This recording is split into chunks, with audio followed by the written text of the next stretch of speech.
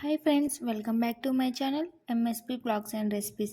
Today వీడియోలో నా స్టైల్లో కాలీఫ్లవర్ ఫ్రై ఎలా చేయాలో చూపించబోతున్నాను. స్కిప్ చేయకుండా చూసేయండి. ఇందుకోసం ముందుగా 300 గ్రామ్స్ వరకు కాలీఫ్లవర్ను చిన్న చిన్న ముక్కలుగా కట్ చేసుకొని తీసుకోవాలి.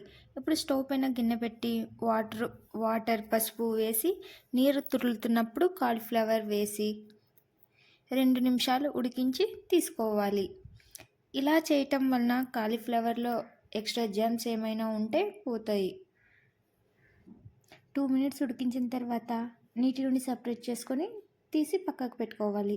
తర్వాత స్టవ్ పైన కడాయి పెట్టి ఆయిల్ వేసి హీట్ అయ్యాక జీలకర్ర ఆవాలు వేసి రెడ్గా అయిన తర్వాత కొంచెం కరివేపాకు కొన్ని ఆనియన్స్ వేసి ట్రాన్స్పరెంట్ అయ్యేంత వరకు ఫ్రై చేయాలి. కొంచెం అల్లం వెల్లుల్లి పేస్ట్ను ఇందులో వేసి పచ్చి వాసన పోయేంత వరకు ఫ్రై చేయాలి.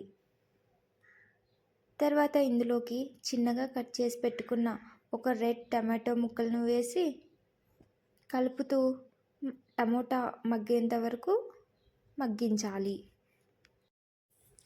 ఇప్పుడు ఇందులోకి ముందుగా క్లీన్ చేసి పెట్టుకున్న కాలీఫ్లవర్ను వేయాలి. తర్వాత 2 టేబుల్ స్పూన్ ఆఫ్ కారం, 1/2 టీ స్పూన్ ఉప్పు, 1/2 టీ స్పూన్ పసుపు. ఈ మూడింటిని కాలీఫ్లవర్స్కు పట్టేలా ఒకసారి వీటన్నిటిని బాగా కలుపుకోవాలి. ఈ ప్రాసెస్ మొత్తం హై ఫ్లేమ్లో ఉంచి చేసుకోవాలి. తర్వాత ఇందులోకి 1 గ్లాస్ వాటర్ పోసుకోవాలి. కడాయిని కవర్ చేసేలా మూత పెట్టి 3 నిమిషాలు మగ్గించి 3 నిమిషాల తర్వాత మూత తెరిచి చూసి ఒకసారి వీటన్నిటిని బాగా కలిపి కొంచెం ధనియా పౌడర్ వేసి లో ఫ్లేమ్లో 4 నిమిషాల పాటు ఉడికించాలి. తర్వాత వీటిని ప్రెస్ చేస్తూ ఒకసారి గట్టిగా కలిపి స్టవ్ ఆఫ్ చేసుకుని బౌల్లో సర్వ్ చేసుకుంటే సరిపోతుంది.